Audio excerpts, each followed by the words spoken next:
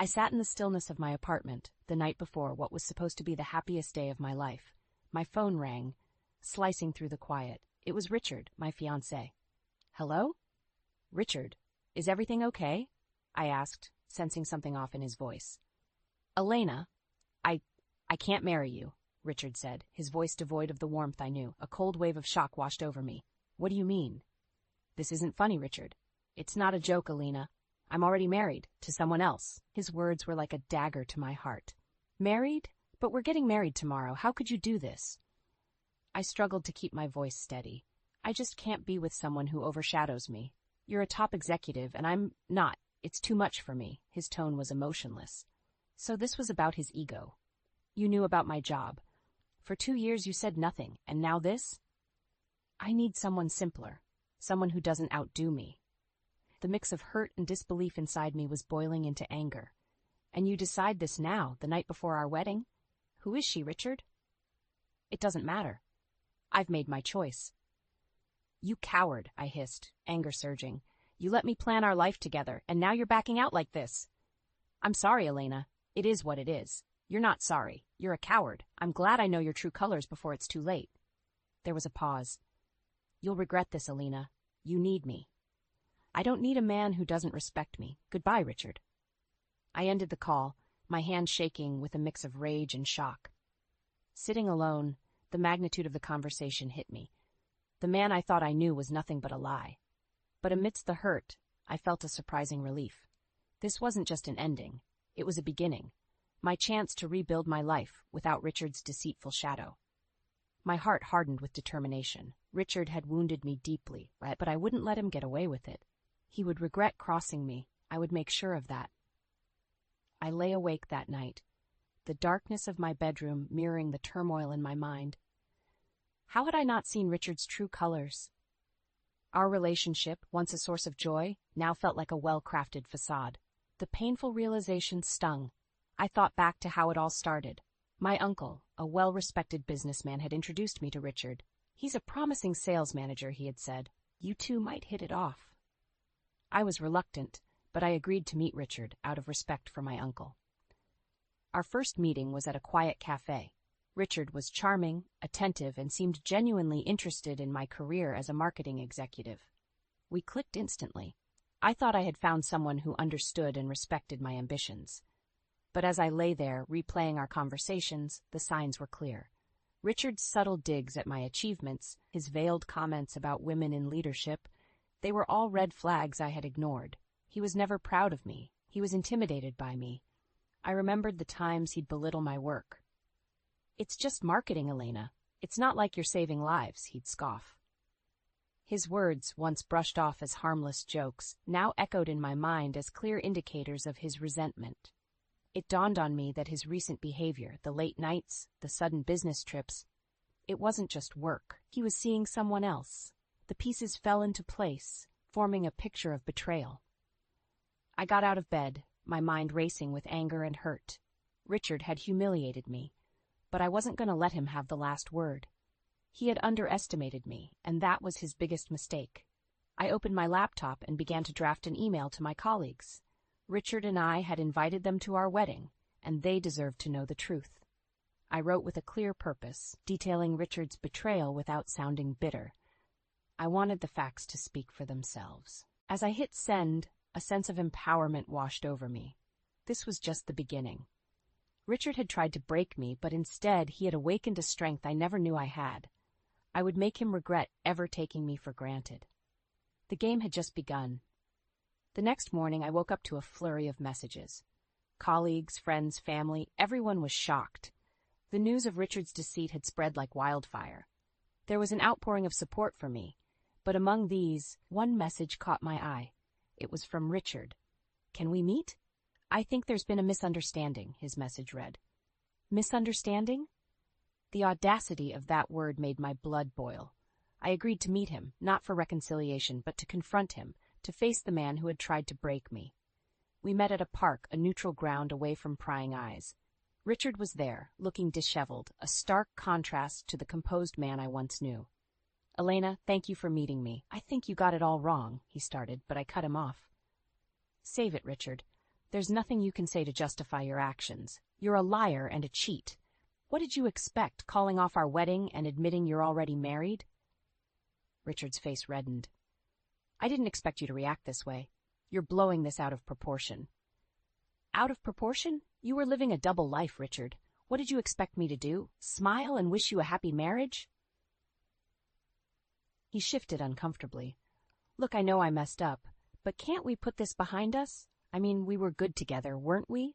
I stared at him in disbelief.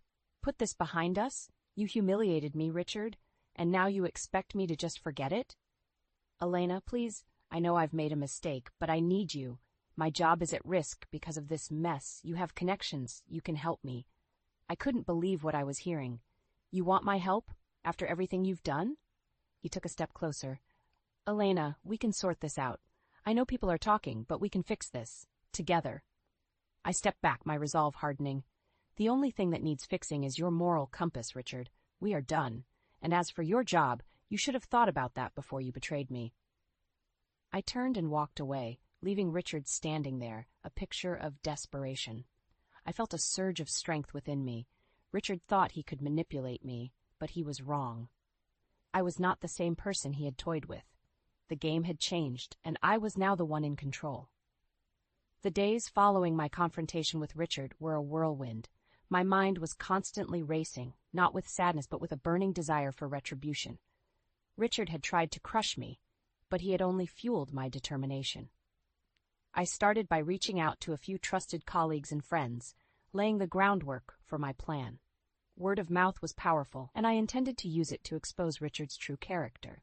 I shared my story not as a victim, but as a survivor of deceit. My narrative was factual, yet poignant, a tale of betrayal by a man who was a master of manipulation. Then came the opportunity I was waiting for. An industry event was coming up, one Richard and I were supposed to attend together. I decided to go alone, knowing well that Richard would be there. The evening of the event, I walked into the room with confidence. I could feel the eyes on me, the whispered conversations. I spotted Richard in the crowd, his face a mask of unease. As I mingled, I overheard snippets of conversation. That's Elena. Can you believe what Richard did to her? The word was spreading, just as I had planned. Then, Richard approached me, his expression a mix of anger and desperation. Elena, we need to talk. You're ruining me.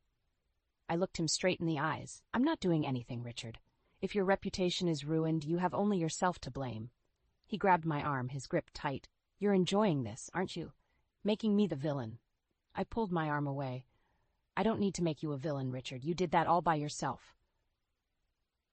As I walked away, I could feel Richard's eyes burning into my back, but I didn't care. I was no longer the woman he thought he could control.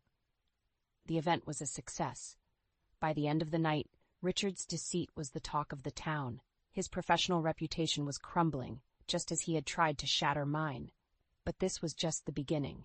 I knew Richard would not go down without a fight. I needed to be ready for whatever he had planned. My resolve was firm. I would not back down. This was my battle, and I was determined to win. A few days after the industry event, I was at my office when my phone buzzed with an unexpected call. It was Richard. Against my better judgment, I answered, curiosity getting the better of me. Elena, you need to stop this madness. Richard's voice was laced with frustration. This isn't my doing, Richard. It's the consequence of your actions, I replied coolly. You're destroying my career. I've lost clients, friends. His voice trailed off into a mix of anger and desperation. Maybe you should have thought about that before you decided to betray me and lie to everyone, I retorted. I need your help, Elena. You have the power to fix this, to clear my name, he pleaded. Help you? After everything you've done? You must be delusional. I couldn't hide the contempt in my voice. Elena, please, we were good together once. Can't you remember that? There was a hint of something in his voice that sounded almost like sincerity. All I remember is a liar who was leading a double life, I snapped back. There was a pause on the line, and when he spoke again, his voice had changed. It was colder, more calculating. You'll regret this, Elena. If I go down, I'll make sure you come down with me. A chill ran down my spine at his threat, but I refused to show my fear. Is that a threat, Richard? It's a promise, he said, his voice now a menacing whisper. Good luck with that, I said, and ended the call. As I sat back in my chair, I realized that this was far from over. Richard's threat loomed over me, but I was not about to let him intimidate me. I had come too far to back down now. I started to document everything, the calls, messages, any interaction with Richard. If he was planning to come after me, I would be ready. But as I delved deeper into my preparations, I found an unexpected ally. One of Richard's colleagues reached out to me, offering information about Richard's past misdemeanors at work, instances of credit stealing, manipulation, even harassment. It was more than I could have hoped for. Armed with this new information, I knew what I had to do. It was time to take the fight to Richard. I was going to expose him for who he truly was, not just to our social circle, but to his professional world as well. Richard had started this war, but I was going to finish it. The next few weeks were a whirlwind of activity. With the information provided by Richard's colleague, I meticulously compiled a dossier of his professional misconduct. It was a damning portrait of a man who had built his career on deceit and manipulation. I reached out to Richard's company's HR department, presenting them with the evidence. The response was swift and decisive. Richard was suspended pending a full investigation. The news spread quickly, and soon Richard's professional reputation was in tatters. But I wasn't done yet. I had one last card to play. I filed a legal claim against Richard for emotional distress and the financial losses incurred due to the canceled wedding. It was a bold move, but I was determined to hold him accountable. As I walked out of my lawyer's office, I felt a weight lift off my shoulders. I had stood up to Richard, and I had won. But it was a hollow victory. The man I had once loved was now nothing but a bitter memory. In the midst of all this, my uncle reached out to me.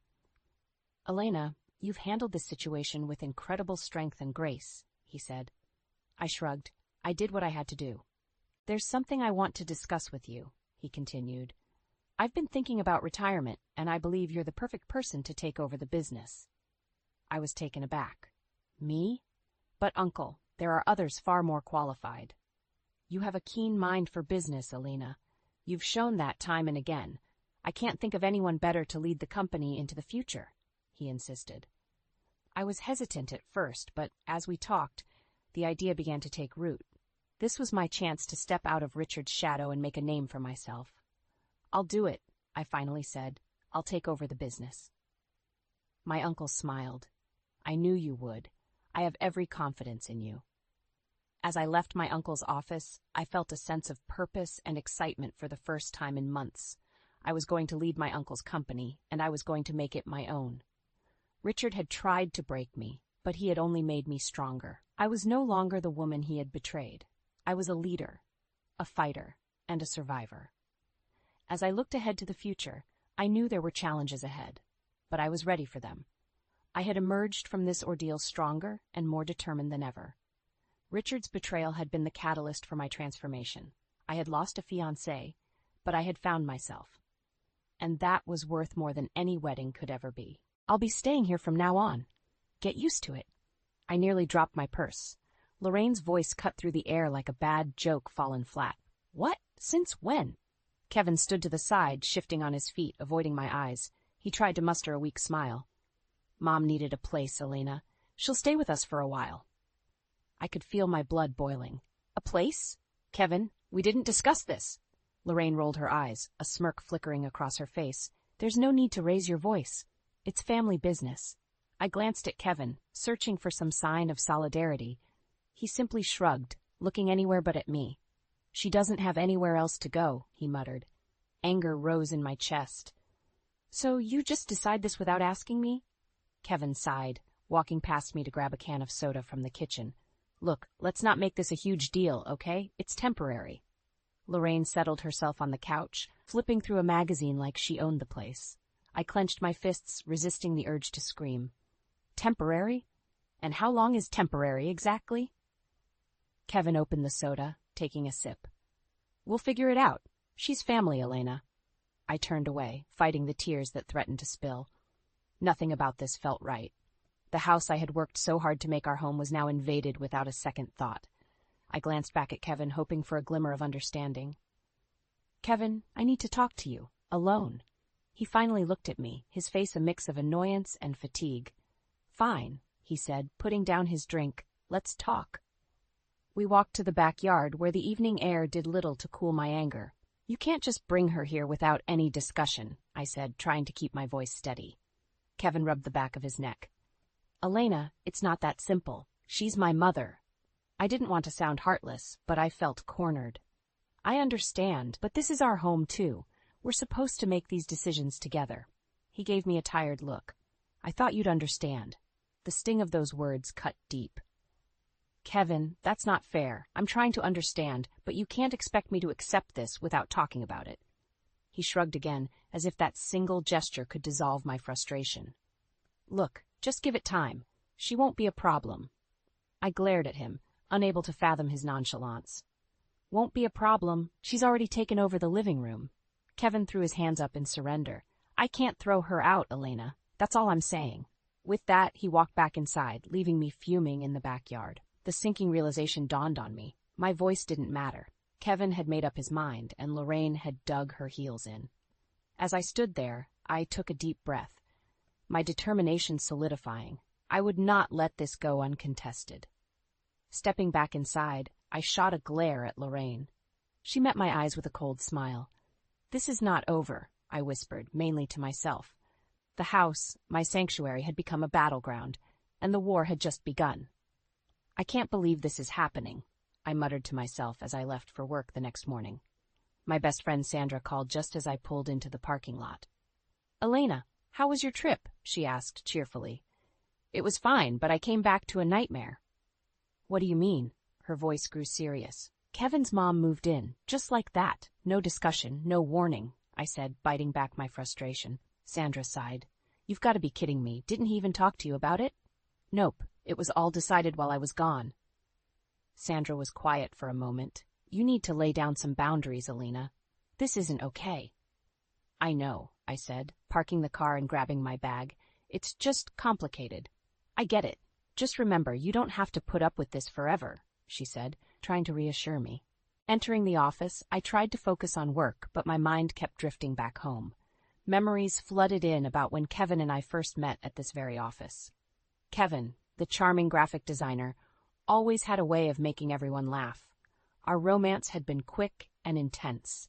We married after just a year of dating, certain we could handle anything together. Then Lorraine revealed her true colors. Sweet and supportive before the wedding, she turned critical and manipulative once the rings were on our fingers. Kevin, forever the peacemaker, never stood up to her. I'll never forget the first time she openly disapproved of me. Are you sure you can handle Kevin's work hours, Elena? Maybe you should rethink this career of yours, she said, smirking as if she was genuinely concerned. Of course, Kevin and I manage just fine, I had replied, masking my irritation. Kevin had shrugged the comment off, claiming she meant no harm, but the seeds of doubt she planted grew each day. Returning home that evening, I found Lorraine rearranging the kitchen. What are you doing? I couldn't hide my annoyance. Just making it more practical. You had it all wrong, she replied nonchalantly. I clenched my jaw, taking a deep breath. I like it the way it is. Lorraine's voice dripped with false sweetness. Oh, sweetie, you'll see it's better this way. Stepping into the living room, I saw Kevin on his laptop. Kevin, we need to talk, now. He looked up, clearly sensing the tension. What is it? Lorraine is taking over the house. We need to set some boundaries. Kevin sighed, rubbing his temples. Elena, can't you just try and get along with her? It's hard for her, too. I stared at him in disbelief. Are you kidding me? She's acting like this place is hers. She's just trying to help, he replied weakly. Help? By undermining everything I do? I snapped. Kevin stood up, frustration lining his face. Why do you always have to blow things out of proportion? Rare anger bubbled inside me. Blow things out of proportion? You're seriously siding with her? He threw his hands up. I'm not taking sides, I just want some peace. Furious, I stormed out to the backyard. My home felt like a stranger's house, my voice unheard, my feelings disregarded. But I knew deep down this wasn't living. As the night fell, I steeled myself. This wouldn't be swept under the rug. Something had to change, and I would make sure of it. Kevin's passive nature had pushed me to the edge, but I wouldn't fall off. Not yet. Not without a fight. The days blurred into a nightmare. I barely recognized my own house. Lorraine's presence was overpowering. She critiqued everything I did, from how I cooked to how I decorated. Kevin stayed silent through it all, brushing off my concerns like dust on a shelf. One morning, as I sipped my coffee, Lorraine strutted into the kitchen. "Elena, I noticed you've been spending a lot on groceries. Maybe you should cut back a bit." I stared at her, biting my tongue until it nearly bled. "Lorraine, we buy what we need." She smirked, shaking her head. "I'd manage this household differently, but I guess it's your call." Just as I opened my mouth to retort, Kevin walked in. I turned to him. "Kevin, do you hear this?" He looked between us, clearly uncomfortable. "Mom's just trying to help." I slammed my cup down, coffee spilling. "Trying to help by undermining me?" Kevin sighed, the lines on his face deepening. "Why do you always have to make a scene?" Lorraine's eyes twinkled with satisfaction. She had him wrapped around her finger. Frustrated, I stormed out of the kitchen. The next day, while I was at work, I got a text from Kevin. "We need to talk tonight." Anxiety gnawed at me. When I got home, Lorraine's smug glance followed me as I walked into the living room. Kevin was sitting there, looking stern. "Elena, Mom needs money. I've already given her some, but she needs more." My jaw dropped. "She needs more. We have bills, Kevin." He rubbed his forehead. "I know, but she's family. She's in a tough spot." I turned to Lorraine, who was lounging on the couch, looking unbothered. "Can't she find a job or—" Lorraine cut me off. "I've done my fair share of work. It's time for my son to take care of me." My patience snapped. "Kevin, this is not right or fair. You're putting our future at risk." Kevin's face turned red. "She's my mother, Elena. She comes first." Tears stung my eyes as I realized where his loyalty lay. "What about us, Kevin? What about our life?" He stood up, clenching his fists. "Maybe you should think about being more supportive." I left the living room, heart pounding with anger and betrayal. The conversation kept replaying in my mind, Kevin's unwavering support for Lorraine and his blatant disregard for our needs. Sandra called that evening. "How are you holding up?" "Not well," I admitted. "Lorraine wants money now, and Kevin's ready to give it to her." Sandra's voice brimmed with outrage. "That's insane. You need to put your foot down, Elena." "It's not that easy," I sighed. "He won't listen to me." "Then make him listen. You can't keep sacrificing your happiness." Her words echoed in my mind long after we hung up. The next morning I confronted Kevin again. "We need to talk about finances. This has to stop." Kevin rolled his eyes. "We'll be fine." Desperation gripped me. "Kevin, you're jeopardizing everything we've worked for." He shrugged. "She's family." "You're the one being unreasonable." Anger surged through me. This is my home, too. I will not be pushed aside. Walking away from that conversation, I knew things had to change. I couldn't let Lorraine dictate our lives. And if Kevin refused to stand by me, I'd find a way to reclaim my power, no matter the cost. The battle lines were drawn, and I was ready to fight for what was rightfully ours. The escalation had only just begun. I came home late from work one evening, hoping for some semblance of peace. Instead, I walked into Lorraine and Kevin in the middle of a heated discussion. "It's not done right, Kevin," Lorraine was saying. "Elena doesn't know how to manage this house properly." Kevin looked up as I entered, his expression shifting from annoyance to exasperation. "Mom thinks the house isn't clean enough," he said, as if that were the biggest problem we had. Lorraine turned to me, hands on her hips. "Elena, couldn't you at least try to keep this place decent?" I dropped my bag on the floor, barely containing my fury. "I have a full-time job, Lorraine. I can't spend every minute cleaning." Lorraine huffed. "When I was your age, I managed just fine." That was the last straw. "This isn't about cleaning. You just want to control everything." Kevin stepped between us, his voice rising. "Elena, calm down. Mom's just trying to help." "Help? By criticizing everything I do? This is my home, Kevin. Our home." Lorraine scoffed. "You're overreacting. Maybe if you learned some respect." Before she could finish, I cut her off. "Respect? You moved in unannounced, rearranged my kitchen, demanded money, and now you're criticizing how I maintain my home. How is that respectful?" Kevin's face turned red with frustration. "Elena, why can't you see that she's just looking out for us?" I could have screamed from the hopelessness of it all. "Looking out for us? She's making me feel like a guest in my own house." Lorraine threw her hands in the air. "If you're that unhappy, maybe you should leave." I stared at her, stunned. Turning to Kevin, I waited for him to defend me, but he remained silent. My heart sank. Is that what you want too, Kevin? For me to leave? He avoided my gaze, his silence louder than any words. Tears threatened, but I held them back. Fine, if you want me to leave, just say it. Kevin finally spoke, but his words hit like a brick. Maybe you need to learn some respect for family, or leave if you can't handle basic family expectations.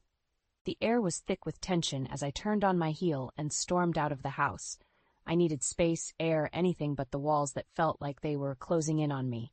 Sandra's comforting voice was the only thing that made sense as I paced outside, phone pressed to my ear. He actually said that? She gasped. Yes, basically told me to leave, I whispered, the hurt palpable. Elena, you deserve better than this. If he won't see that, then maybe it's time to rethink things. Her words rang true, but they also scared me. Could I really walk away from 10 years with Kevin, from the home we built? When I finally came back inside, Kevin and Lorraine's voices could still be heard, low and conspiratorial. They didn't notice me slip upstairs, my mind swirling with conflicting thoughts. Lying in bed, I stared at the ceiling, feeling a mix of anger and sadness. I knew I couldn't go on like this. Kevin's spinelessness and Lorraine's incessant meddling were driving me to the edge. Sleep didn't come easily that night, but as exhaustion finally took over, one thing was clear. I needed to stand up for myself. I couldn't let them trample over my life without consequence. The battle wasn't just Lorraine's intrusion, it was about reclaiming my own dignity and worth. Morning broke with a sense of grim determination. I had a conference trip coming up, and it felt like the last chance to find some perspective. Kevin was already at the kitchen table when I came downstairs. We need to talk, he said, as if last night hadn't been a breaking point. Not now, Kevin. I've got a plane to catch, I said, moving past him. He grabbed my arm gently. We'll work this out, I promise. I looked at him, searching for sincerity. We'll see about that. As I left the house, the weight of the impending decisions hung heavy, but I knew one thing for sure, change was coming, one way or another. The conference trip was a welcome escape. For a few days I immersed myself in work, trying to forget about the chaos at home. But as soon as I landed back at the airport, reality crashed back in. I got a text from Kevin. We need to talk when you get home. Dread settled in my stomach as I walked through the door. Lorraine was in the kitchen, moving pots and pans around as if she could further assert her control over our space. Welcome back, Lorraine said with a smirk. Did you enjoy your trip? Spare me, I muttered, too tired to engage. Kevin was pacing in the living room. When he saw me, he stopped. We need to talk now, Elena. I dropped my bags. Fine, talk. He glanced uneasily at Lorraine before speaking. Mom and I have been discussing our situation. We think you need to make some changes. Changes? I crossed my arms, ready for the next blow. Lorraine interjected. You need to learn to respect family, and clearly, you're struggling with that. I felt like I was being gaslit. Respect goes both ways, Lorraine. You've done nothing but disrespect me since you got here. Kevin stepped in defensively. Mom's just trying to help us make this work. I couldn't hold back anymore. Kevin, are you even listening to yourself? She's tearing us apart. Lorraine put on her most innocent face. Oh, please, you're just blowing things out of proportion. I snapped. You're manipulating Kevin and trying to control our lives. What exactly is your endgame here? Kevin's face turned pale. Elena, stop. We're supposed to be a family. A family that respects each other, I shot back. And right now I feel like I've been completely disrespected and disregarded. Kevin's face contorted with frustration. Maybe you need to spend some time away to clear your head. I was stunned. Do you even hear what you're saying? You want me to leave my own home? Lorraine smirked, clearly enjoying the show. Maybe a little time apart would do you both some good. The silence that followed was deafening. Finally, Kevin broke it. Maybe she's right. I think it's best if you take some time to cool off. I took a deep breath, feeling the weight of betrayal.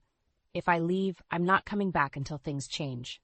Kevin looked away, unable to meet my gaze. Do what you need to do, Elena. I turned, grabbing my bags, and walked out the door. It wasn't until I was outside that the tears came. As heart-wrenching as it was also liberating. For too long I had tolerated being second to Lorraine's manipulations. Sandra was at her door before I even rang the bell. Elena, what's happened now? Kevin wants me to leave, I managed between sobs. He sided with Lorraine again. Sandra pulled me into a comforting hug. You've done the right thing. You deserve better. As days turned into a week, I settled into Sandra's spare bedroom. The sting of Kevin's betrayal was sharp, but the time away also gave me clarity. I began consulting with Mark, a trusted lawyer, discussing my options.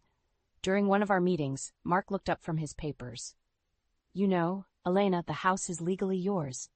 I blinked, processing his words. What do you mean? Kevin never updated the deed after you purchased it. Legally, you hold the title. A spark of hope flickered. So I could. Yes, Mark confirmed. You have the power here. Use it wisely. Armed with this knowledge, I prepared for the next battle. Kevin and Lorraine needed a wake-up call, and I was more than ready to give it to them. My time of feeling powerless was over. It was time to reclaim what was rightfully mine. I returned home with a resolve I hadn't felt in years. As I walked through the front door, the silence struck me. It was clear Lorraine and Kevin knew something was up. I found them both in the living room, Kevin on the couch, Lorraine in the armchair. Both turned to face me as I entered. Kevin spoke first, his voice betraying his nervousness. Elena, where have you been? I didn't waste any time. Kevin, Lorraine, sit down. We need to talk. Lorraine's eyes narrowed. About what? Think you can come in here and start making demands? I ignored her, focusing on Kevin. This ends now, Kevin. Lorraine's constant meddling, the financial drain, everything. Kevin's brows furrowed. What are you saying? I'm saying this situation is unbearable. Lorraine's presence and your constant support of her over our marriage is unacceptable. Lorraine stood up, her face a mask of feigned innocence. Oh, I see. So now it's all my fault? Every part of it, I stated bluntly. I've tried to be reasonable, but you've taken over our home, criticized me constantly, and pushed me to the breaking point. Kevin sighed deeply. Elena, we've been over this. She's family. I took a deep breath. Well, here's the thing, Kevin. The house is in my name. Legally, I own this place. Both Kevin and Lorraine froze, their faces pale. What? Kevin muttered, disbelief painting his features. You heard me, and with that, I have the final say on who stays and who goes. Lorraine scoffed, trying to regain her composure. You wouldn't dare. I looked straight at Kevin. If you want to stay in this marriage, Lorraine needs to go. Now. Kevin stammered. Elena, you can't just... Yes, I can, I interrupted. This is my home, and I'm done being pushed around. Lorraine's eyes were on fire. You ungrateful little... Enough, I shouted. Leave, now. Kevin stood up, trying to placate. Elena, can't we discuss this? No, Kevin. I have tried to discuss, to compromise, but you both have taken advantage of my patience. He glanced at his mother, despair clouding his eyes. Mom, maybe it's best if you find somewhere else to stay for a while. Lorraine's face twisted in rage. What, you're kicking me out? Kevin looked down, avoiding her gaze. Maybe just for a little while, until things calm down. She turned to me, venom in her voice. You'll regret this. I met her look with defiance. No, Lorraine, I think this is exactly what I need to do. Kevin's shoulders slumped as Lorraine stormed off to pack her things. He finally looked at me, desperation in his eyes. Elena, I cut him off. Kevin, I love you. But your blind allegiance to your mother has pushed us to this breaking point. Things need to change, or we're over. Lorraine brushed past us with her bags, shooting daggers with her eyes. This isn't the end, Elena. Remember that. I didn't flinch. Goodbye, Lorraine. After she slammed the door, the house fell into an eerie silence. Kevin and I stood there, the distance between us growing. This wasn't going to be fixed overnight. If Kevin couldn't adjust, I knew I'd have to walk away for good. For now, though, a heavy weight lifted from my shoulders. The battle wasn't completely won, but the most reinforcing battle had been, and I felt stronger for it. The next steps were uncertain, but I was ready to face them head-on. Kevin was unusually quiet in the days following Lorraine's departure. Tension hung in the air like a storm about to break. His silence was heavy, his movements slow, and it was clear he was struggling to process everything. One evening, while we were having dinner, he finally spoke up. Elena, I never wanted it to get this bad. I looked at him, wanting to believe there was genuine regret. Kevin, it's not just about wanting or not wanting. It's about actions and consequences. You've allowed your mother to disrespect me for years. He sighed, pushing his food around on his plate. I know, but I didn't know how to stop her. By standing up to her, Kevin, By putting our marriage first, I said, my voice firmer than I felt. You're right, he admitted, sadly. I've been a coward. The admission felt like a small victory, but I wasn't about to let him off easy. Kevin, I need you to understand that things have to change. If they don't, we won't survive this. He looked up, his eyes pleading. I'll do whatever it takes, Elena. Just tell me what to do. I took a deep breath. We need professional help, counseling, and you need to rebuild the trust that's been shattered. Kevin nodded, slowly. I'll make an appointment tomorrow. The next few days were filled with cold, practical coexistence. We barely spoke outside of necessity. I needed space to heal, and Kevin seemed to need time to regain his footing. Then, another bombshell hit. Lorraine started calling, leaving messages. Kevin ignored them at first, but one evening he played them all at once, his face pale. Lorraine's voice was shrill and desperate. Kevin, I need you to come here. Things are bad. I don't know what to do. Kevin turned to me, eyes wide with helplessness. She's in trouble, Elena? I crossed my arms, feeling my resolve harden. She's been in trouble of her own making. She dug this hole, Kevin. I know, but she's still my mother, he said, his voice shaking. I closed my eyes, feeling the familiar sting of frustration. If you go to her now, Kevin, you're undoing any progress we've made. He froze, torn between guilt and duty. But if I don't go, what kind of son am I? One who finally sets boundaries. One who respects his wife, I replied.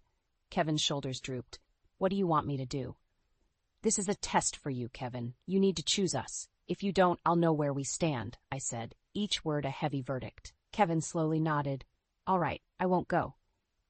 The next day I consulted Mark again, finalizing some practical matters regarding the house. When I returned home, Kevin was waiting. I didn't respond to her, he said quietly, just like you asked. A small part of me felt relief. That's a start, Kevin. And I made an appointment with the counselor for both of us, he added. I nodded, feeling cautiously optimistic. Good, we need this. Later, as we sat silently in the living room, Kevin finally broke the quiet. I regret everything, Elena. Letting her come between us was the worst mistake of my life. I looked at him, sensing some genuine change. This is your chance to prove it. He reached out, taking my hand. I promise, Elena, I'll do better. As the days turned into weeks, we attended counseling sessions, slowly working through years of built-up resentment and betrayal. It wasn't easy, and I wasn't sure if Kevin and I would fully recover, but for the first time, there was a glimmer of hope. However, I couldn't shake the feeling that Lorraine wasn't done with her schemes, and I remained vigilant, ready for whatever her next move would be. This battle wasn't over, but I was no longer willing to be a passive participant in my own life. I was prepared to fight for my happiness, no matter the cost. The decision to move out temporarily was my last resort. Kevin and I had made progress in counseling, but I needed a fresh start to clear my mind and regain control. I found a small, furnished apartment a few blocks away, allowing me to maintain some distance while still keeping an eye on the home front. The day I left, Kevin looked distraught. Elena, I understand why you need to do this, but it feels so final. It's not forever, Kevin. It's just for now, I said, mustering as much reassurance as I could. I need space to heal. He nodded, but his eyes were filled with worry. I'll be here when you're ready. As I settled into my new place, I threw myself into work, excelling at the marketing firm and networking with new clients. One evening, I received a call from Nathan Parker, an old friend who had just launched a startup. Elena, I've been following your career for a while now. I'd love for you to join my team, he said enthusiastically. Excitement bubbled up. That sounds amazing, Nathan. Let's meet and discuss it further. Meanwhile, Lorraine's life was unraveling. Rumors reached me through mutual acquaintances. She and Kevin had been forced to move into a rundown apartment, their finances in tatters without my contributions.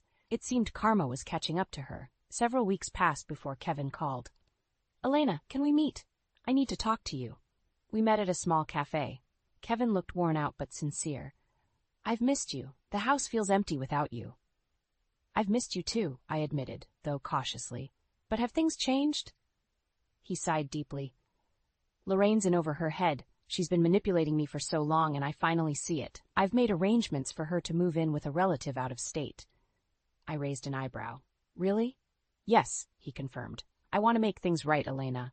I want us to be happy again. A part of me felt relief, but I also knew I had to protect my heart.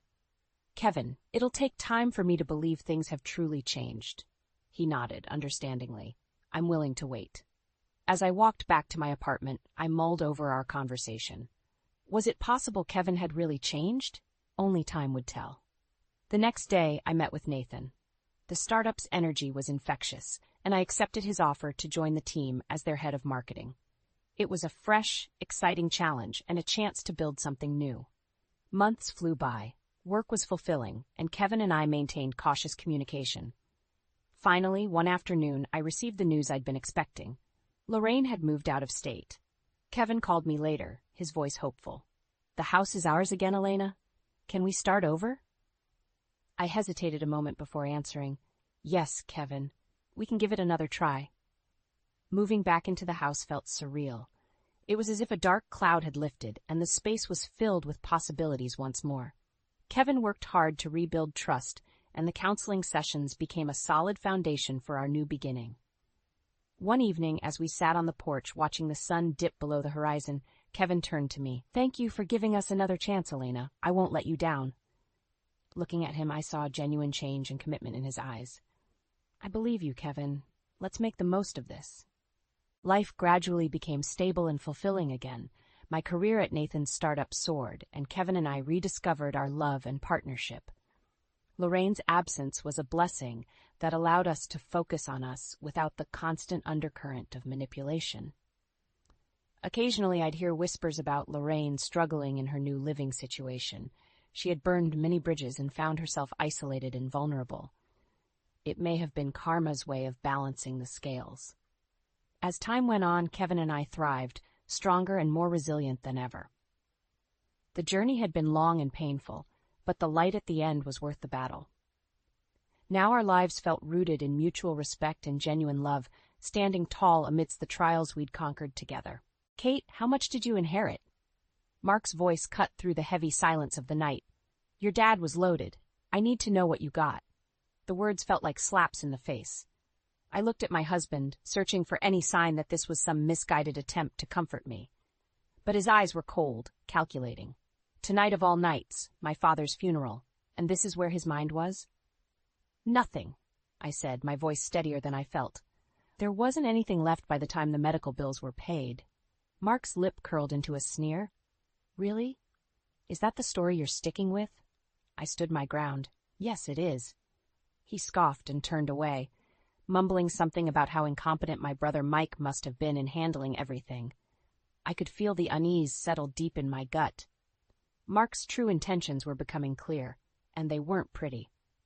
I moved to the kitchen, needing a moment away from his probing eyes. I started the kettle, hoping a cup of tea might soothe my nerves, but the quiet clinking of the spoon in my mug did nothing to drown out the alarming thoughts racing through my head. Mark's voice reached me even from the other room. I need a drink, he grumbled, the sound of him rummaging through the liquor cabinet, loud and grating. How had I missed these signs? Or had I just ignored them, hoping things would magically get better? He walked into the kitchen, glass of whiskey in hand. You know, I thought marrying you meant a step up in the world, he said bluntly. But apparently I was wrong. I didn't reply. Words felt useless against his blatant greed. I just stared into my tea, feeling more alone than ever. After a tense silence, he finally left the room. I heard the TV flicker on, blaring some mindless show. I clenched my fists around the mug. This was the moment, right now, where everything broke open. I couldn't ignore who he was anymore, and I certainly couldn't let him have any power over my future. I decided to keep a closer watch on him. It was clear now that I couldn't trust him, that whatever affection we once shared had withered away, replaced by his hunger for wealth and status. A few days later, I received a call from my mother, Paula. She didn't offer condolences or ask how I was doing, just launched into complaints about sorting out Dad's affairs. Typical. She always favored Mike, and I was used to being the afterthought. Kate, I need you to help with the house, she droned. Sure, Mom, I replied mechanically.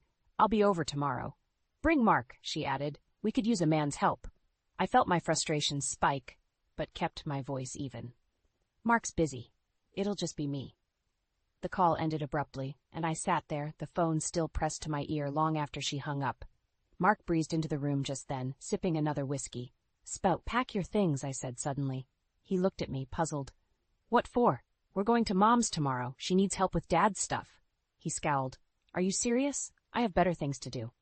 "You're coming," I replied firmly, our eyes locking in a silent battle. Eventually, he shrugged and walked away. That night, as I lay in bed, I listened to his soft snores and felt a pit of fear and determination grow within me. This facade was crumbling, and soon everything would come to light. It was time to brace myself for the storm. I pulled up to the old family home, a sense of dread settling over me. Mark sat in the passenger seat, tapping his fingers impatiently on the dashboard. "Let's get this over with," he muttered as he climbed out of the car. As we walked up the path, memories flooded back. The house looked the same, yet everything felt different. The door swung open, and there was Paula, her face a mix of annoyance and impatience. "It's about time," she snapped. "I've been dealing with everything on my own." I stepped inside, brushing past her coldness. "Mom, this is Mark," I introduced, though she'd met him briefly at the funeral. Paula glanced at him and nodded curtly before turning her back on us. "Mike's in the study, going through paperwork. You two can start in there." I followed her voice to the study, the room an organized mess of papers, file cabinets, and old mementos. Mike barely looked up as we entered. Seeing him again was like running into a brick wall. His smirk was as smug as ever. "Hey, big sis," he scoffed. "Finally showed up to pitch in?" "You might say that," I replied tersely. "Let's just get through this, all right?" Mark hovered by the bookshelf, shifting his weight and looking uncomfortable. Paula's voice echoed from the hallway, giving orders like a drill sergeant. I rolled up my sleeves and dipped into the dreariness of sorting through years of memories and documents. Hours passed, the air thick with unspoken tension and strained small talk. Mark wandered out, leaving me to fend for myself with Paula and Mike. "This is pointless," Mike grumbled, tossing another stack of papers aside. "Dad should have taken better care of this stuff." "Maybe if you'd helped him once in a while." I let the words trail off, biting back more I wanted to say, but Mike just ignored me, pulling out another drawer, searching for something of value. Just then Paula stormed in. "Oh, for heaven's sake," she said, her tone dripping with irritation. "Why are you two still in here? There's more to do in the garage." We moved to the garage, and I got hit by another wave of nostalgia mixed with frustration.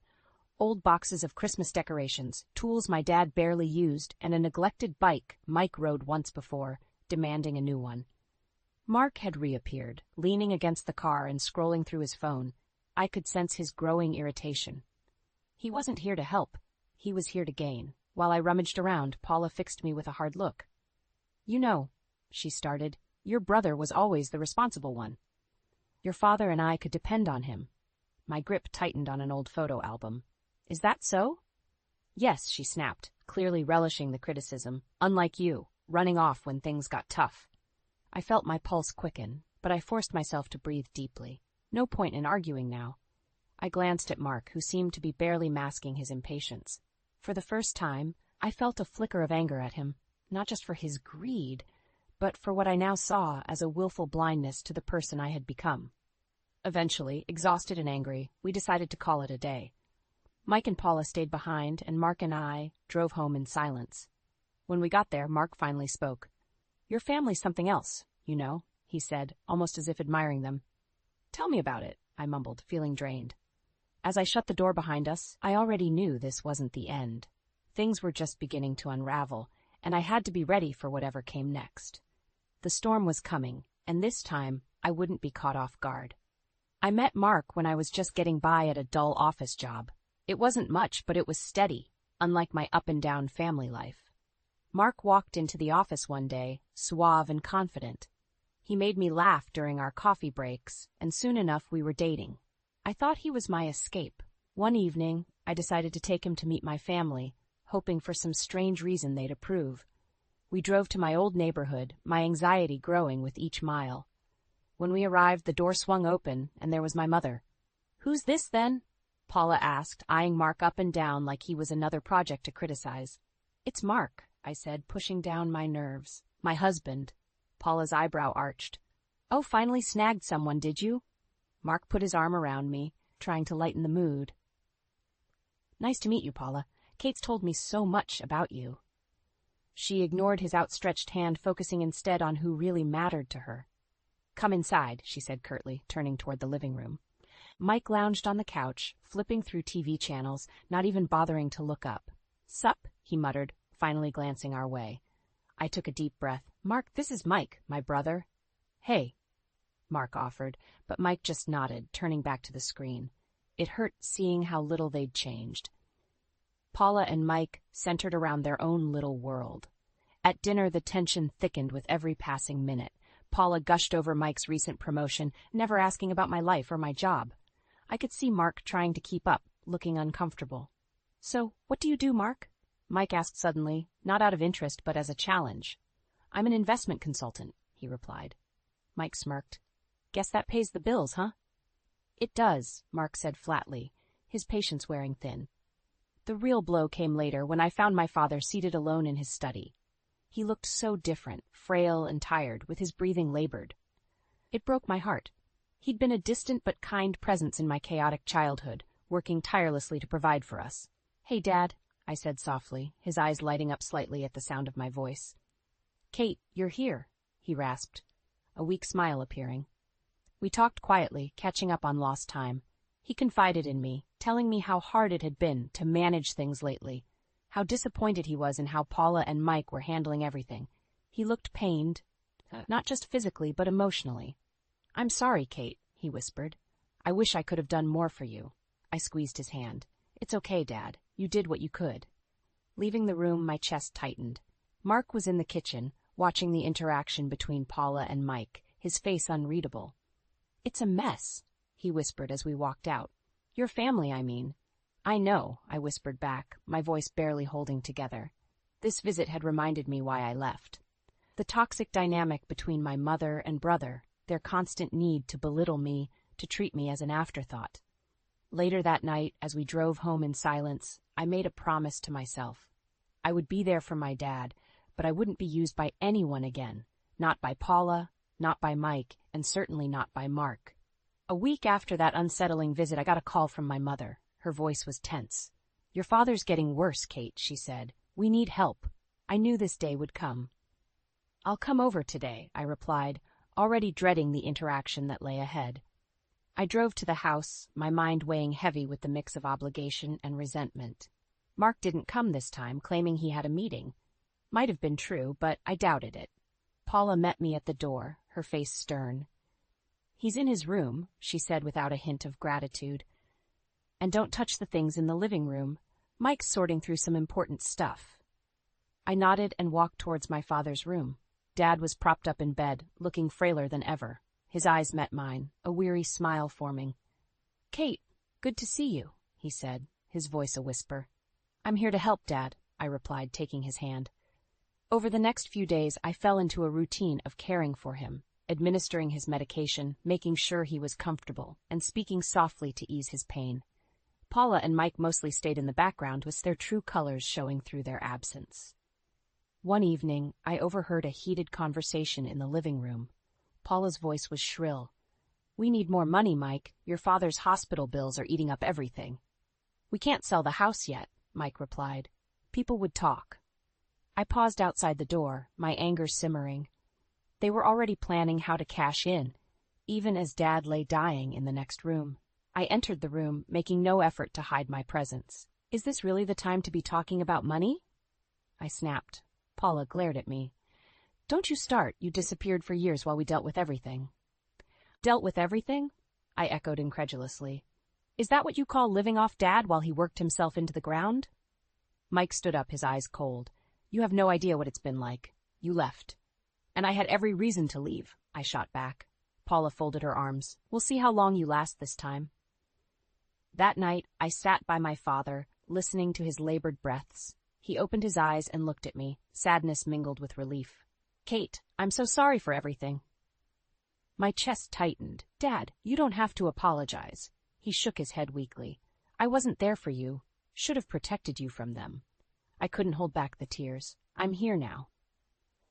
The following morning, I found Paula rifling through his drawer. I stood in the doorway, my voice cold as ice. "What are you doing?" She looked up, startled. "Just organizing his things." "Sure," I said, my tone flat. "Because you've always been so organized, right?"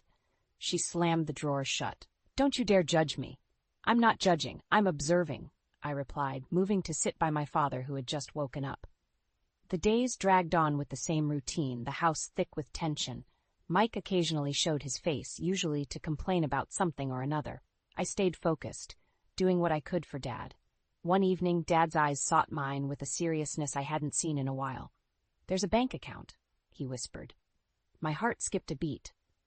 "Bank account?" He nodded, struggling for breath. "Not much, but it's yours. Secret. Use it wisely, Kate." Tears welled up in my eyes as I realized the weight of his words. He'd done what he could to ensure I had something, a small act of protection amidst the chaos. I squeezed his hand, promising myself I would make it count. Knowing what I now did, I felt a flicker of hope and determination. My father's efforts wouldn't be in vain. I wouldn't let Paula, Mike, or even Mark control my fate any longer. This was just the beginning, and I was ready for whatever came next. The call came just after midnight. I had been tossing and turning in bed, my mind restless, when the phone rang, cutting through the silence. "It's your father." Paula's voice was clipped, devoid of emotion. "He's been taken to the hospital." I scrambled out of bed, barely replying as I threw on some clothes and grabbed my keys. By the time I reached the hospital, my heart was pounding with dread. I found Paula and Mike in the waiting area, looking annoyed rather than distressed. "The doctors are with him," Paula said brusquely. "We've been waiting for hours." I didn't bother to respond. Rushing past them, I found the room where Dad lay, surrounded by machines and tubes. He looked impossibly weak, barely recognizing me as I stepped closer. "Kate," he murmured. "I'm here, Dad," I whispered, clutching his hand. His grip was feeble but urgent. "Remember, the account. It's for you." "I know," I said, fighting back tears. "I'll take care of it." Moments later, his breathing grew shallow. The monitors beeped frantically and nurses rushed in. I was gently but firmly pushed out of the room. Paula and Mike stood in the hallway, waiting as if they were bored. After what felt like an eternity, a doctor emerged, his face solemn. "I'm sorry," he said. "He didn't make it." Paula's face hardened, betraying nothing. Mike sighed, as if inconvenienced. I fought to keep my composure, feeling a mix of grief and rage. They didn't even care. Back at the house, it didn't take long for tensions to explode. As I gathered some of Dad's belongings, Mike cornered me in the hallway. "What's this about a secret account?" he demanded. I stared at him, anger flaring. "None of your business." He stepped closer, his face contorted with a smirk. "I know he said something to you. You think you're getting away with it?" Paula appeared behind him, arms crossed. "Don't hold out on us, Kate. Whatever your father left, it's family property." "Don't you dare," I snapped, my voice shaking with incredulity. "You two leeched off him your whole lives. This is mine." Mike lunged, grabbing my arm. "You're not taking anything, you ungrateful." I yanked free, my temper boiling over. "Get your hands off me!" Mark chose that moment to stroll in, smirking as he took in the scene. "What's all this commotion?" "Kate thinks she's entitled to Dad's secret stash," Mike sneered. "Secret stash?" Mark's eyes lit up greedily. Fed up, I turned to leave, but Paula blocked my path. "You're not going anywhere," she spat. "Not until you tell us where that money is." "Over my dead body," I hissed, pushing past them. I stormed out, my heart racing. This wasn't just about the money anymore. It was about standing up to them, about breaking free from their grasp. I knew what I had to do, and I wasn't going to back down. That night, I sat in my apartment, clutching the small bank booklet Dad had given me. The modest sum was enough to start fresh, to carve out a new path for myself. Their selfishness and greed had pushed me too far. I wasn't the same naive girl they could push around. They were about to learn the hard way that I wasn't someone to mess with. From here on out, I would take control of my life. Their time of exploiting everything and everyone was over. The first steps of my plan were clear. The storm was here, and I was ready to face it head-on. I returned to my apartment, the weight of my father's funeral still hanging heavily over me. I barely had time to process my own grief before Mark cornered me in the kitchen. "Kate," he started, his eyes hard with impatience, "we need to talk about the inheritance again." I felt a surge of anger. We've been over this. There's nothing significant. His face twisted with frustration. Stop lying. I overheard Mike talking about a secret account. Your dad must have left something worth hiding. I glared at him, feeling my blood boil. And what if he did? It's none of your business. None of my business, he scoffed, stepping closer.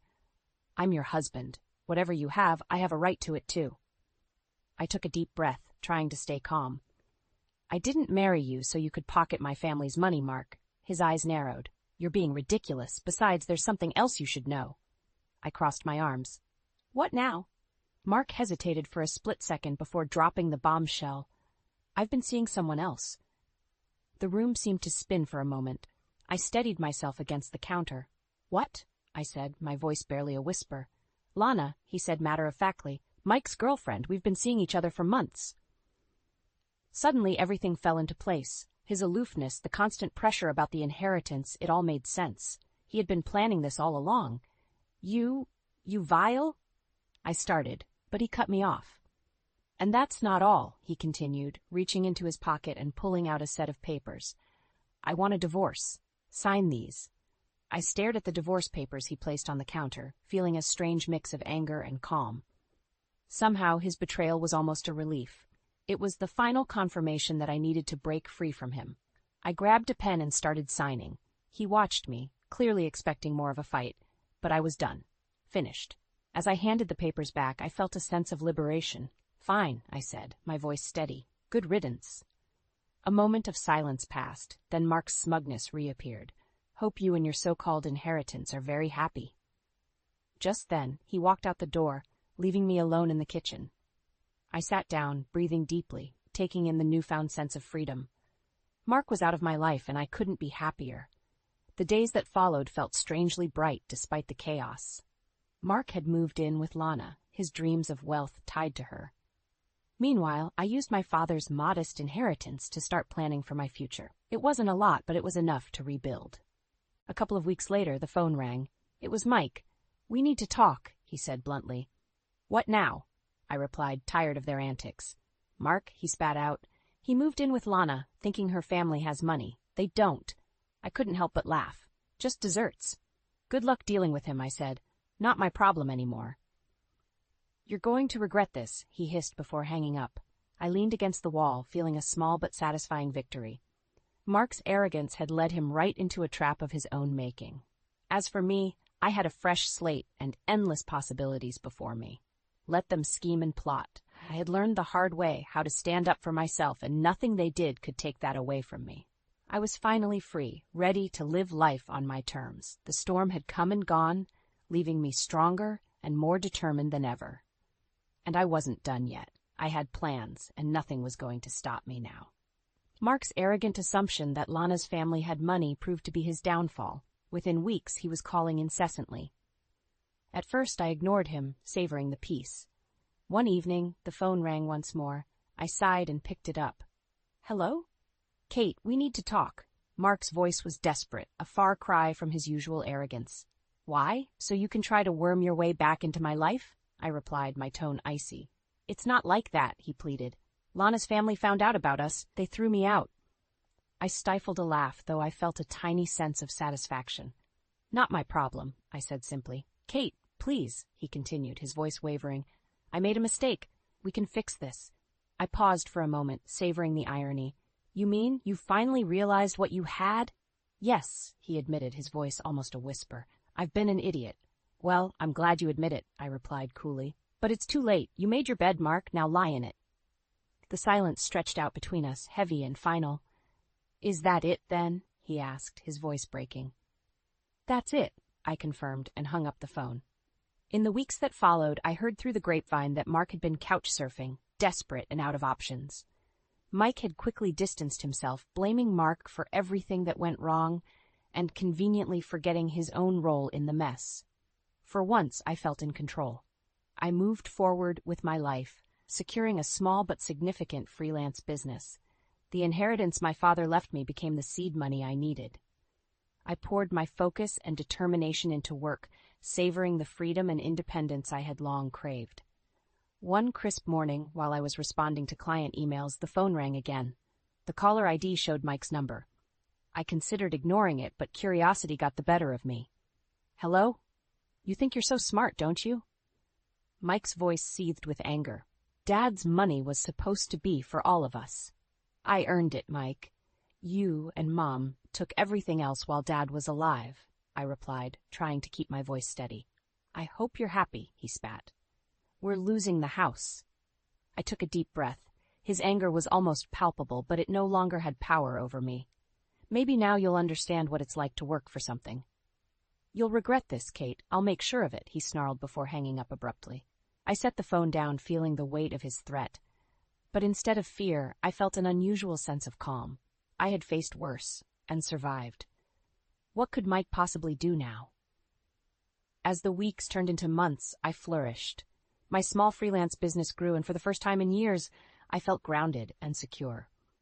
Every time I heard about Mike and Paula's growing financial troubles, a part of me felt vindicated. One evening, I sat in my small but cozy apartment, looking out over the city. I had come a long way, and the journey had been anything but easy. Yet, here I was, standing tall and moving forward. The ghosts of my past no longer haunted me. They were simply part of the story I had overcome. The phone rang again, but this time I didn't feel a jolt of anxiety. I picked it up calmly, ready for whatever came next. Hello? Kate, it's Mom. She started, but I cut her off, my voice steady and firm. I'm done, Mom. Take care of yourselves. I hung up, feeling a profound sense of closure. The storm had come and gone. I was free, strong, and finally living life on my own terms. The years rolled by quickly after I hung up on my mother. I poured everything into my freelance business, growing it from a side hustle into a thriving enterprise. The modest inheritance from Dad turned out to be more than just financial stability. It was the foundation for a new life. My new apartment, though small, felt like a palace. It was mine, a space free of the shadows of my past. I spent comfortable evenings reading by the window, the city lights dancing in the distance, a stark contrast to the darkness of my earlier years. One afternoon, my phone rang. Seeing an unknown number, I almost let it go to voicemail, but then answered on a whim. Hello? Kate, this is Miss Johnson from the bank. I wanted to inform you that your mother's assets have been frozen. There's been a foreclosure on the house. I paused, taking in the information. Thank you for letting me know, I said before hanging up. A few days later, I found myself walking through an old, familiar neighborhood. The house looked the same, but there was a for sale sign on the lawn. I felt an odd mix of nostalgia and triumph. Paula and Mike's reign of exploiting Dad's hard work had come to an end. My phone buzzed again, a text this time. It was from Mike. You think you've won, don't you? This isn't over. I rolled my eyes. Grow up, Mike, I muttered, texting back a simple, move on with your life. I put the phone away and continued down the street, my steps lighter than they had been in years. Months passed, and my life continued to flourish. One chilly morning, as I was setting up a new project for a client, the doorbell rang. I opened it to find Mike standing there, looking more disheveled than I'd ever seen him. Kate, he began, desperation in his voice. I need help. I sighed, stepping outside and closing the door behind me. Mike, you've had chances, plenty of them. It's different now. We've lost everything. Mom's sick, he pleaded, his bravado gone. Look, I can't keep being your crutch. You need to stand on your own, I said, my voice firm but not unkind. We're family, he insisted. Family? I scoffed. You never acted like it. You chose to ignore Dad's wishes, and now you're paying the price. His shoulders slumped. For a moment, I almost pitied him. Almost. You need to go, I said finally. Figure out your life. He nodded, tears brimming in his eyes. I'm sorry, Kate.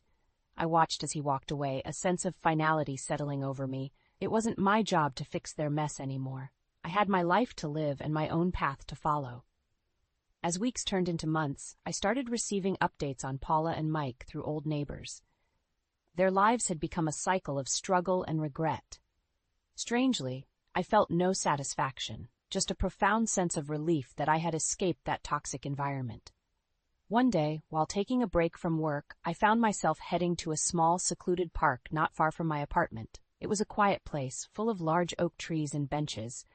I picked one near a small pond and sat down, the cool breeze soothing. As I sat there, I felt an odd sense of closeness to my father. It was almost as if his spirit was there, watching over me. I closed my eyes, taking in the peace of the moment. "I've come a long way, Dad," I whispered to the wind, feeling his presence in the rustling leaves. Opening my eyes, I looked at the world around me with a sense of accomplishment. I had fought hard for this peace, and I would cherish it. There was a future ahead, bright and full of promise, and I was ready for whatever came next. The day Richard threw the crumpled divorce papers at my feet is etched in my memory like a scar. I remember standing there, frozen, as he said those chilling words, "I've sold the house because I'm moving in with her. It's over, Anna." I was 34 then, a devoted homemaker to our son Jason, who was barely 13. Our life as I knew it shattered in that single moment. I was blindsided, naive, and utterly unprepared for what was to come. Richard and I met when I was just 19. He was 26, a charming man working at a pharmaceutical company's main office. I was a fresh high school graduate, working as a receptionist at one of its subsidiaries. His attention flattered me. I was young, inexperienced, and he seemed like a dream come true. Our whirlwind romance led to an unplanned pregnancy, and before I knew it, we were married in a modest ceremony. Life then was simple, or so I thought. I devoted myself to our home and to Jason. Richard was often busy, his presence in the house dwindling over the years. I didn't question it. I was too caught up in the day-to-day of raising our son and managing our home. The day he left, everything crumbled. I was forced to confront the reality that had been lurking beneath the surface of our seemingly happy life. Richard's infidelity, his growing distance, the signs were all there, but I had chosen to ignore them. With nowhere else to go, Jason and I moved back to my family home. My sister Laura and her husband were not exactly welcoming. Their cold stares and hushed conversations made it clear that we were burdens, intruders in their settled life. I felt lost. A high school graduate with no significant work experience, suddenly tasked with finding a job to support myself and my son. The job market was intimidating, each rejection a blow to my already fragile state. But I had Jason to think about, a young boy thrust into a world of adult problems. It was during this time of desperation that I found a job at a call center.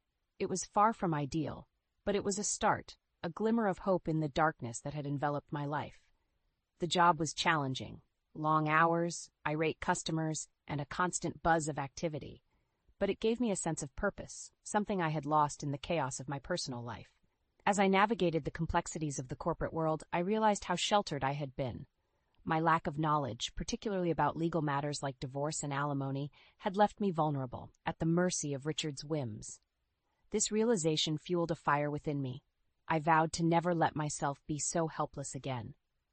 I immersed myself in learning, in understanding the world beyond the confines of home and family. As Jason grew, I saw the impact of our situation on him. He was quiet, more reserved than his peers, his eyes often holding a depth that was too mature for his age.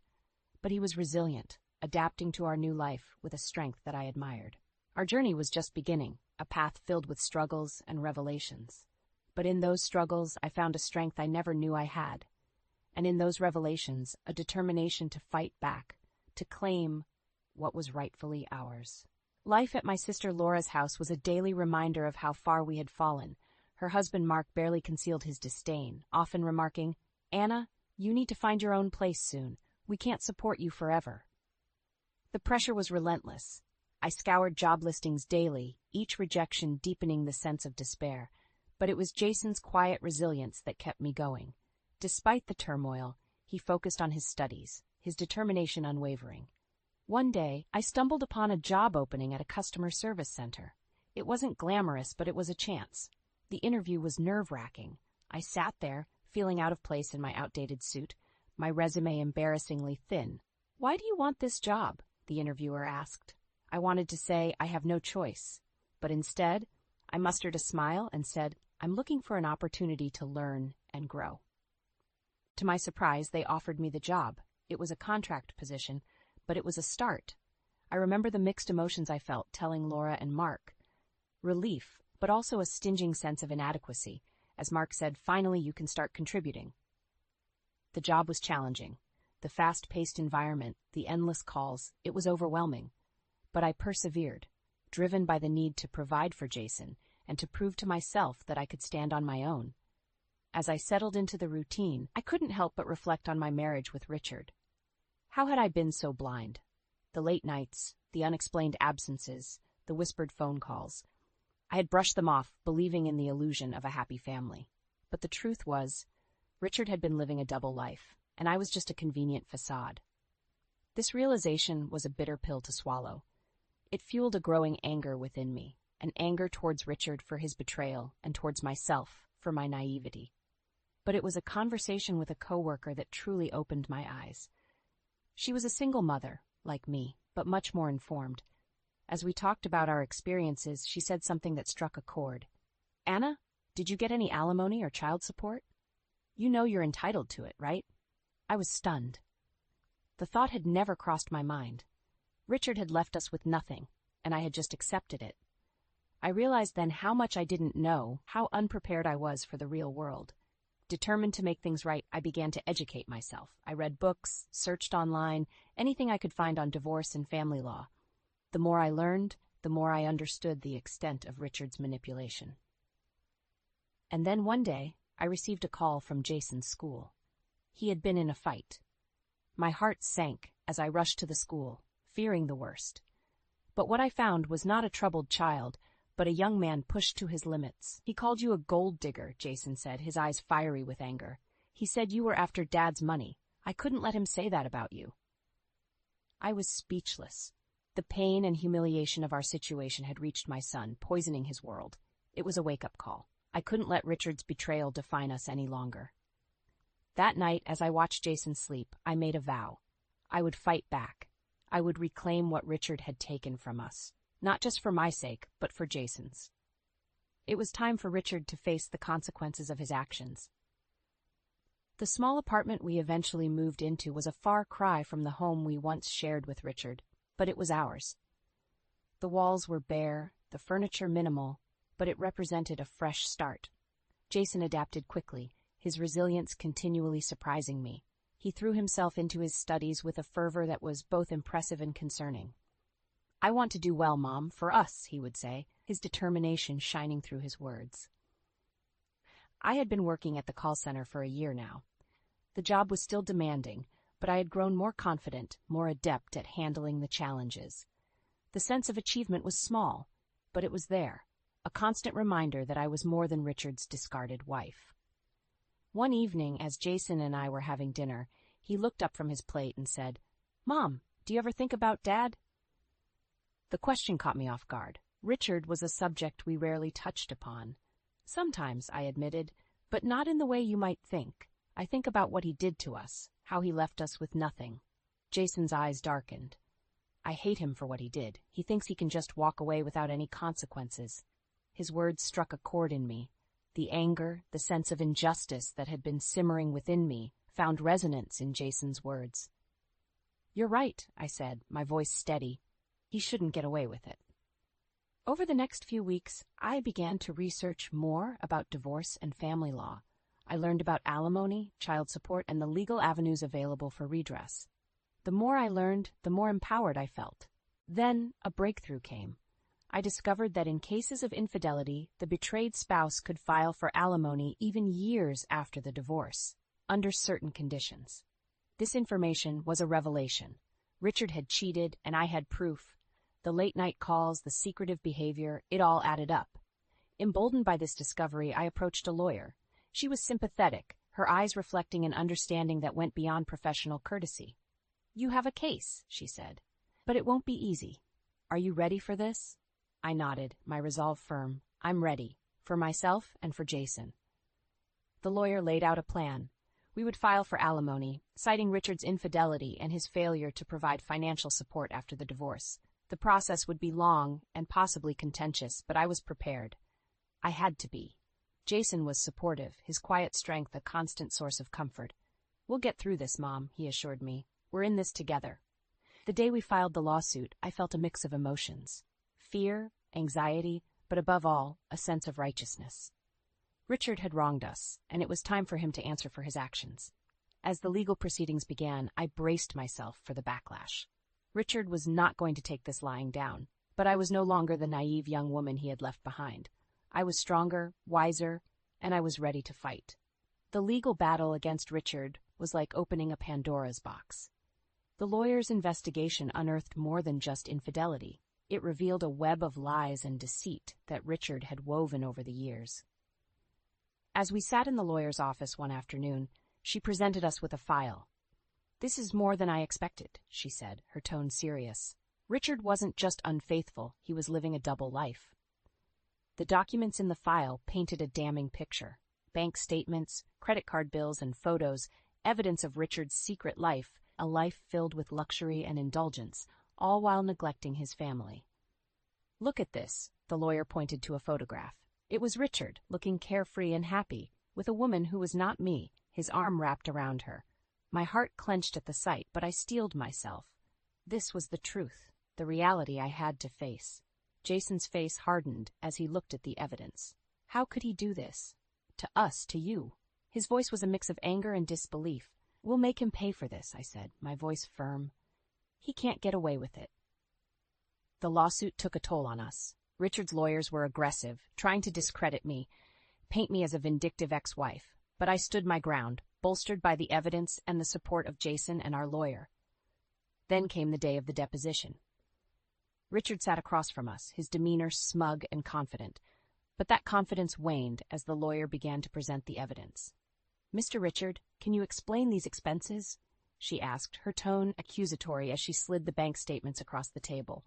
Richard's eyes flicked over the documents, and I saw a flicker of panic. "These are personal expenses. They have nothing to do with my marriage." "And these photos," the lawyer continued, her gaze unwavering, "they tell a different story." Richard's facade began to crack. He fumbled for words, his composure slipping. It was nothing serious, just a fling." "A fling?" Jason interjected, his voice icy. "You destroyed our family for a fling?" The room was thick with tension. Richard's lawyer tried to intervene, but the damage was done. The evidence was overwhelming, Richard's excuses feeble and unconvincing. As we left the deposition, I felt a sense of vindication. Richard had been exposed for what he truly was, a cheat. But it was not over yet. The lawsuit would continue, and I knew Richard would fight back. But I was ready. For the first time, I felt in control, no longer a victim of Richard's betrayal. I was fighting back not just for myself, but for Jason, for the life we deserved. The lawsuit against Richard was dragging on, each hearing more contentious than the last. But amid this turmoil, a surprising development unfolded. One evening, Jason came home, a peculiar look on his face. "Mom, you won't believe what happened today," he said, a mix of amusement and disbelief in his voice. "What happened?" I asked, curious. "I had a job interview today at a pharmaceutical company. Guess who the HR manager is?" I felt a chill run down my spine. "Not Richard?" Jason nodded. "Yes, Richard. He didn't recognize me at first. I guessed he'd forget his own son's face." The irony was bitter. Richard, who had discarded his family for his career, was now unknowingly interviewing his own son. "What did you do?" I asked, a part of me anxious about the encounter. Jason's eyes gleamed with a cold fire. "I played along at first, but then the end. I couldn't resist. I asked him if the company condones affairs. The look on his face was priceless when he realized who I was. I was torn between shock and a sense of poetic justice. Richard, confronted by the son he had abandoned in a setting where he had always felt most powerful. "What did he say?" I pressed, my heart racing.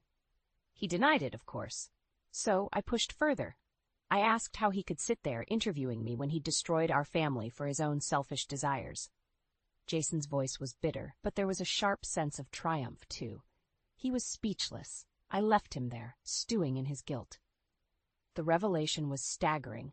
Richard, now faced with the consequences of his actions in the most unexpected way. It was a twist of fate that seemed almost too fitting. "But why did you go to that interview?" I asked, still trying to wrap my head around the situation. Jason's response was simple, yet profound. I needed to see him, face to face, to show him that despite everything, he didn't break us. We're still here, and we're fighting back. The aftermath of Jason's encounter with Richard at the job interview sent ripples through our ongoing legal battle. Richard, now aware that his own son stood against him, became increasingly desperate in his defense. Our lawyer, Miss Carter, called us for a strategy meeting.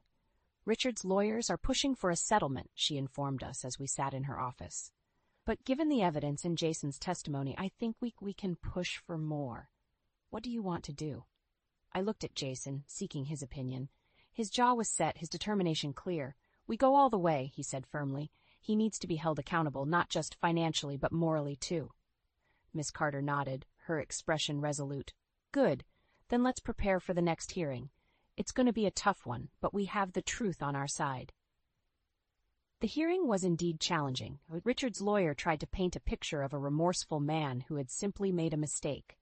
But Miss Carter was relentless, presenting evidence of Richard's deceit and his neglect of his family responsibilities. Richard himself took the stand, his demeanor a mix of defiance and feigned contrition. I regret the pain I caused my family, he said, his voice lacking genuine remorse. But I believe the settlement offered is fair and just. His words rang hollow, and I felt a surge of anger. How could he stand there playing the victim after all he had done? It was then that Jason spoke up. Fair and just? He challenged, his voice steady but filled with emotion. Was it fair to abandon your family?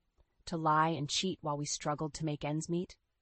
The courtroom fell silent, the weight of Jason's words hanging in the air. Richard looked at his son, a flicker of something, guilt perhaps crossing his face. But it was too late for regrets. The judge, after deliberation, ruled in our favor. The settlement was significantly more than what Richard had offered, a tangible acknowledgement of the harm he had caused. As we left the courthouse, a sense of vindication filled me. It wasn't just about the money, it was about justice, about holding Richard accountable for his actions. We did it, Mom, Jason said, a hint of a smile on his lips. We finally made him pay. The legal victory over Richard was more than just a win in court. It was a reclaiming of our dignity and a step towards healing. But the story didn't end there. The consequences of Richard's actions started to unravel his life, both professionally and personally. One evening, a few weeks after the trial, I received a call from an old acquaintance who worked at the same pharmaceutical company as Richard. "Anna, have you heard about Richard?" she asked, her voice tinged with a mix of shock and gossip. "No. What happened?" I inquired, a sense of curiosity mixed with apprehension. "He's been demoted," she revealed. "After your lawsuit, the company did their own investigation. Turns out he was using company resources for his personal affairs. They've transferred him to a remote factory, practically a career death sentence." I sat in stunned silence. Richard, once the rising star of his company, now faced the repercussions of his actions in the most fitting way. His career, the one thing he had valued over us, was crumbling. Jason listened quietly as I shared the news. "Good," he said simply, but his eyes reflected a deeper sense of satisfaction. He's getting what he deserves. But the retribution didn't stop there. Richard's social circle, once a tight-knit group of colleagues and friends, started to distance themselves. His reputation, tarnished by the lawsuit and the company investigation, became a liability. I heard from various sources about Richard's fall from grace, how he had to sell his apartment to cover the settlement and legal fees, how his second wife, the woman he left us for, struggled to adjust to their new, diminished lifestyle. It was a harsh reality, but one that Richard had brought upon himself. His choices, driven by selfishness and deceit, had led to his undoing. As I reflected on these developments, I realized that this was not just about revenge. It was about justice, about the universe righting a wrong. Richard, who had once seemed untouchable, was now facing the consequences of his actions. Jason and I talked about it one evening, the discussion more reflective than vengeful. "Do you feel sorry for him?" Jason asked, his voice neutral. I paused, considering the question. "No," I finally said, "but I do feel a sense of closure. It's as if a chapter has finally ended, allowing us to start anew." Jason nodded in agreement. "Yeah, it's time to move on, to focus on our lives." The chapter closes with Anna and Jason looking towards the future, the weight of the past slowly lifting from their shoulders. They had faced adversity and emerged stronger, ready to embrace the next chapter of their lives. With the legal battle behind us, and Richard facing the consequences of his actions, a new sense of freedom enveloped our lives. It was as if we had been released from a dark cloud that had loomed over us for years. Our small apartment, once a symbol of our struggle, began to feel more like home. We redecorated, making it a reflection of our new beginning. The walls, once bare, were now adorned with artwork, and the shelves filled with books and memories. Jason, now more relaxed and focused, was excelling in his studies. His previous resolve, born out of anger and a desire for justice, had transformed into a genuine passion for learning. "I'm thinking of applying for a research internship this summer," he told me one evening, his eyes alight with excitement. "That's wonderful, Jason," I said, feeling a surge of pride. "You've worked so hard for this." Our conversations had shifted from the past to the future, from what we had endured to what we hoped to achieve. We talked about travel, about the places we wanted to see, and the experiences we wanted to have. One day, as we sat sipping coffee in our newly decorated living room, I brought up a topic that had been on my mind. "Jason, have you thought about dating? You know, meeting someone special?" He chuckled, a bit embarrassed. "I've been so focused on school and everything else. But yeah, I think I'm ready to start dating." I smiled, happy to see him considering a normal, happy aspect of life. After everything we had been through, it felt like a victory in itself. As for me, I had grown in my role at the call center, taking on more responsibilities and even mentoring new employees. The job that had once been a necessity had become a source of fulfillment. One evening, as we were having dinner, Jason looked up from his plate and said, "Mom, I've been thinking. We should invite Grandma to come and live with us. She's been alone since Grandpa passed, and I think she'd like it here." The suggestion warmed my heart. "I think that's a great idea, Jason. She's always been there for us. It would be nice to have her close." Our lives had taken a turn towards peace and contentment. With Grandma now living with us, our home felt fuller, brimming with laughter and stories from the past. Her presence brought a sense of completeness, a connection to our roots that we had long missed. One evening, as we sat together, Grandma shared stories